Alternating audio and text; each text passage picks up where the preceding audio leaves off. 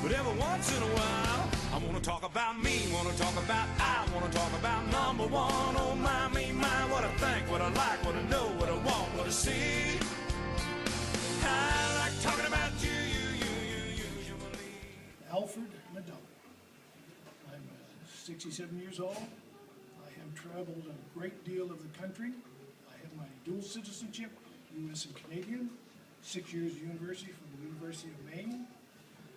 I love working with people, I love challenges, and I think life is fantastic, but it is what you make it.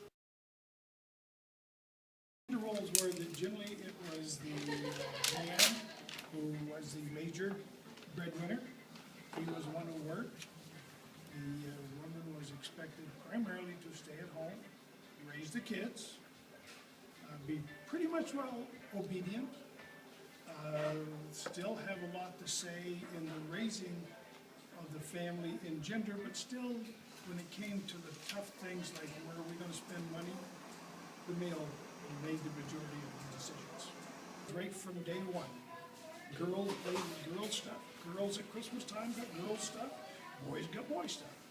We got the trucks, they got the dolls. When I was growing up, a man whose wife earned more money than he was, he generally had to hide his face. That was a shame. Today, Patty earns more money than I. So your family didn't raise you with the gender roles? That they didn't? No. So it wasn't any different from now? No. But everybody around us Yeah. was. Was that considered weird where you grew up, that you weren't pushed into a certain gender role? I was in a farming community, similar to being here. We raised potatoes. We all worked, we all picked potatoes for 3 weeks in the fall. We went to school for a month. We were off for 3 weeks. We all worked picking potatoes. We're driving trucks. It was everybody.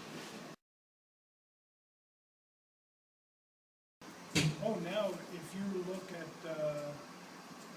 in a lot of households, I believe it is now, it's about 50%. The major breadwinner is now the female in a household. Like in my case, I am now the stay-at-home dad. I'm raising our 9-month-old baby girl. When I was growing up, that was unheard of. Men would say, oh, I'm not going to do that. But I raised 3 kids, 12 grandchildren, all of that, and I'm having a blast. It is very, very rewarding, and that is a major change. There's a lot more open-mindedness about what the men and women should do. I can remember when I was a kid, the cooking was done. I learned how to cook some because I was always under my mom's feet. But once the table was set, guess what? That was women's work. It was women's work to do the dishes. It was women's work to clean the dishes. It was women's work to change the diapers, all that. You don't see that now. It's more of a 50-50 proposition, and most men, in fact, have embraced it and said, yeah, in order to run this family properly, it takes both of us. It takes both of us income, and it takes both of us with the energy. That's a big change. It is empowering. Now, you had very few ladies in management positions. That is changing at an astronomical rate. In the past 2 years, there has been a major change in the CEOs in major corporations. A lot more of them are going to the women in our society. There still is a major discrepancy between pay for doing the same job. The gap is closing, but it has not closed and it is not equalized as it should be. We will start to get more women enthused with politics, and real power is in the politics. That's where it's at. I hate to say it, but that's where major decisions are made, is on the political front. And I think myself, I love Hillary. I think she would be fantastic president, and I fully expect she is going to run because she's already staging herself today. I think that is going to show a lot of the younger kids who are also, oh, well, it's always been Clinton, it's always been Bush, it's always been Neil. Oh, we now have a true role model which we can, in fact, base what we want to do in the future. excuse the language, but it would be like a fart in church. It would not have been accepted. Not just, you could not have gotten a female elected president back when I was young, no. Yep. There are still some men out there who are chauvinistic, and they will be till the day they die. The equal rights for all nationalities. I still have friends who don't like blacks. Let's face it, they just don't like them. And that's stupid of them. There's some, and quite a bit of that is brought on by the boys' parents, because that's the way they treat their mom at home. But as you're seeing in most of your shows on TV, it's very, very flexible. It's loosey-goosey. We all have responsibility.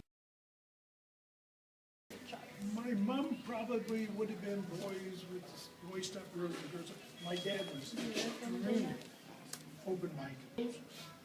I think they are fallen to the wayside. Most of the manual labor jobs that a lot of people do today are going to be gone. 2 to 6, 7 years. So we have to restructure what we think people do, don't do, what they do in their spare time, and what their real gender roles are, because they are going to change significantly.